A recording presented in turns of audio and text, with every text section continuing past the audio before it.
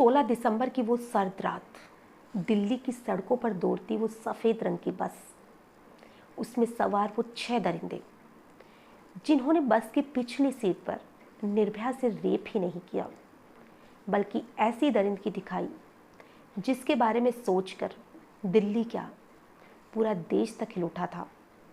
उन लोगों ने निर्भया के साथ रेप तो किया जो किया, उसके प्राइवेट पार्ट में रोड तक डाली, पेचकस तक डाला, जिससे उसकी आंतें तक बाहर आ गई थी। उसके शरीर का कोई भी ऐसा हिस्सा नहीं था जहां पर उन लोगों ने दांतों से काटा नहीं हो, नाखूनों से नोचा नहीं हो। निर्भया केस एक ऐसा केस था जिसके बारे में सोचकर आज भी सिरहंसी पैदा हो जाती है। हालांकि निर्भया मर चुकी है, लेकिन आज भी जब उसको याद करते हैं तो आंखों से आंसू निकल पड़ते हैं और शर्म आती है उन लोगों पे जिनको इंसान तो हम कह ही नहीं सकते, और ऐसे लोगों को जीने का तो बिल्कुल भी हक नहीं होता है। और आज की जो कहानी है सच में दिल को दहला देने वाली है। नमस्कार, आदाब, सत श्री अकाल। मैं हूं नंदिनी यादव। जो निर्भया केस था उसको लगभग 10 साल हो चुके हैं। निर्भया भी मर चुकी है, उन दरिंदों को भी फांसी मिल चुकी है, लेकिन आज भी ये एक ऐसा केस है जिसे याद करके सिरहंसी पैदा हो जाती है। जो निर्भया थी, पालनपुर की रहने वाली थी, मेडिकल की स्टूडेंट थी, डॉक्टर बनना चाहती थी। दिल्ली से वो इंटर्नशिप कर रही थी और एक दिन शाम को लगभग 4:30 बजे उसके एक दोस्त का फ़ोन आता है जो कि सॉफ्टवेयर इंजीनियर था, और वो उसे कॉल करके फ़िल्म देखने के लिए कहता है क्योंकि उस दिन संडे था तो दोनों फ्री थे। और जो निर्भया थी लगभग 5 बजे घर से निकल जाती है। दोनों फिल्म देखने चले जाते हैं। देखनी तो उनको तलाश थी, जो कि अक्षय की मूवी थी, लेकिन बाद में उसकी टिकट ना मिलने की वजह से उन्होंने लाइफ ऑफ पाई मूवी देखी। फिल्म खत्म होते होते लगभग 9:15 बज चुके थे, जो कि दिल्ली में कोई ज़्यादा वक्त नहीं होता है क्योंकि वहाँ पर बहुत ज़्यादा चहल पहल होती है। वो लोग भी लगभग 9:15 बजे बाहर निकलते हैं और वहाँ से ऑटो की सोचते हैं कि कोई ऑटो करके पालनपुर तक चलते हैं, लेकिन कोई भी ऑटो वाला रात को 9:15 बजे पालनपुर तक जाने के लिए तैयार नहीं होता है। फिर एक ऑटो वाला उन्हें बस स्टैंड तक छोड़ने को तैयार हो जाता है, जहाँ से पालनपुर की बसें जाती हैं। वो लोग उस ऑटो में बैठकर बस स्टैंड तक चले जाते हैं। वहीं पर एक सफ़ेद रंग की बस आकर रुकती है, जिसमें शीशे भी काले थे और पर्दे भी लगे हुए थे। लेकिन उन लोगों ने इतना ज़्यादा ध्यान नहीं दिया, क्योंकि उनकी जगह अगर कोई भी होगा तो इतना ध्यान नहीं देगा कि बस के शीशे काले क्यों हैं या इन्होंने पर्दे क्यों लगा रखे हैं। और यही उन्होंने किया। उस बस में से एक लड़का झाँक कर उन्हें बोलता है कि दीदी कहाँ पर जाना है। जो निर्भया थी वो कहती है कि पालनपुर जाना है। उन्हें लगा कि शायद बस उधर ही जा रही है, तो वो कहता है कि हम लोग भी पालनपुर ही जा रहे हैं, आ जाओ, बैठ जाओ। निर्भया को भी कोई डर नहीं था क्योंकि उसके साथ उसका दोस्त भी था। अगर अकेली लड़की होती तो शायद थोड़ा डर भी जाती, तो उसे भी कोई डर नहीं था। दोनों बस में बैठ जाते हैं और जैसे ही थोड़ी दूर बस चलती है, जो निर्भया का दोस्त था उसे उकसाने के लिए वो लोग निर्भया के लिए कुछ गलत बोलने लग जाते हैं, यानी कि उस पर भद्दे कमेंट करते हैं, जो कि उसके दोस्त को बिल्कुल पसंद नहीं आते। और ऐसे ही उन लोगों में लड़ाई झगड़ा शुरू हो जाता है। और वो लोग जो थे वो निर्भया के दोस्त के सर पर रोड से वार कर देते हैं, जिससे उसके खून बहने लग जाता है और वो घायल हो जाता है। और अब वो लोग निर्भया को बस की पिछली सीट पर ले जाते हैं और वहीं पे उसके साथ बारी बारी में रेप करते हैं, और उसके साथ इतना बुरी तरीके से रेप करते हैं और उसके रोड तक, उसके प्राइवेट पार्ट में डालते हैं, पेचकस तक डाला जाता है, और वहाँ पर उन लोगों को जो भी मिलता है वही उसके प्राइवेट पार्ट में डालते हैं, जिससे वो बुरी तरह से घायल हो जाती है। जितना वो विरोध करती है उतना ही वो लोग उसके साथ दरिंदगी दिखा रहे थे। और वो लोग हंस हंस कर यही कह रहे थे कि इन्हीं चीज़ों में हमें बहुत अच्छा लग रहा है कि वो लड़की इतना ज़्यादा चिल्ला रही है। अब उन लोगों को लगता है कि ये मर चुकी है और उसका दोस्त भी मर चुका है। फिर ये लोग आगे जाकर एक सुनसान जगह थी, वहीं पर झाड़ियों की साइड में इनको फेंक देते हैं, जो कि बिल्कुल रोड के किनारे पर था। लेकिन जो उसका दोस्त था वो थोड़ा होश में था। अब वहाँ पर जितनी भी गाड़ियाँ जाती हैं वो हर को रोकने की कोशिश करता है कि कोई उनकी मदद कर दे, लेकिन कोई भी गाड़ी वहाँ पर नहीं रुकती है।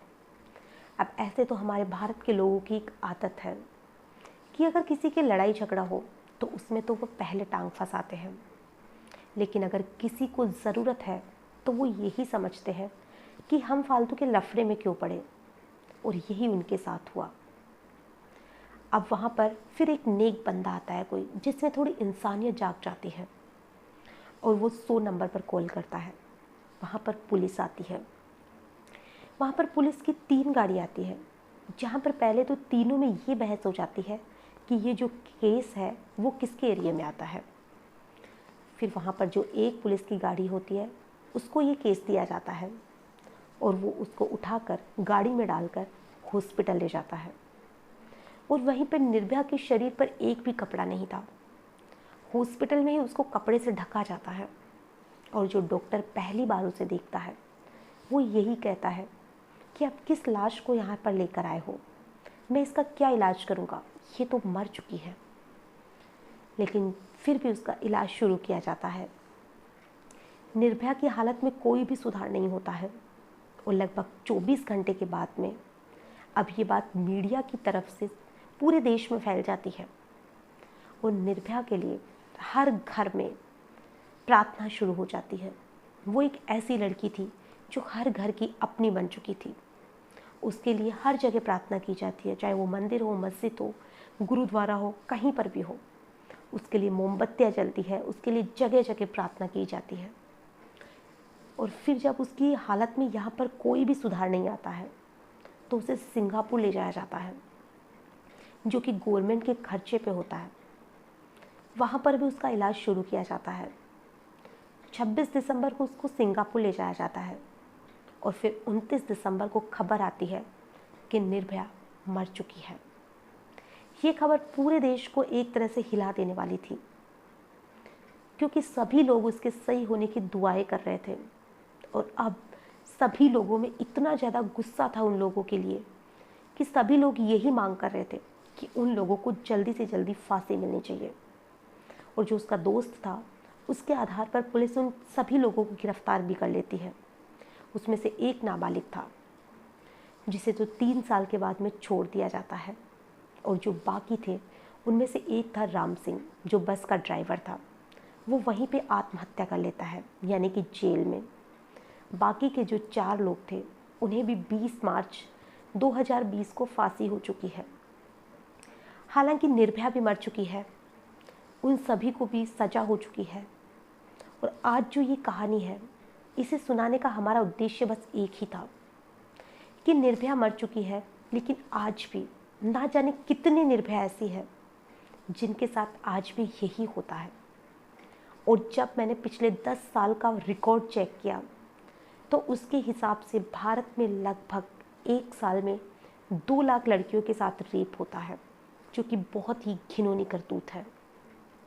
और उन 2 लाख में से मात्र 12,000 लोगों को सज़ा मिलती है, बाकी के लोगों को छोड़ दिया जाता है।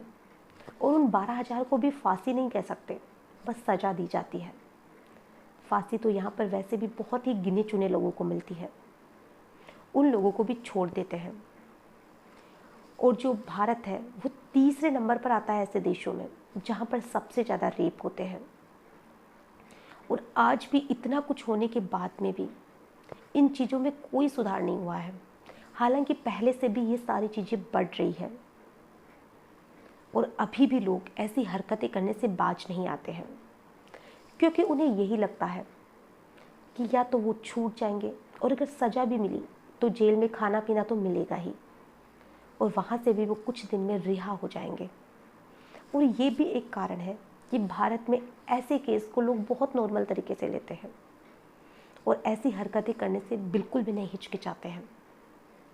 तो मेरी आप लोगों से यही विनती है कि अगर आपके आसपास में किसी के साथ भी ऐसी घटना होती है तो उसके बारे में दूसरों का मामला कहकर चुप रहने के बजाय उस पर आवाज़ उठाइए, और जो लोग ऐसी हरकतें करते हैं उन्हें सज़ा दिलवाने की कोशिश करिए, तभी ऐसी चीज़ों में कमी आएगी।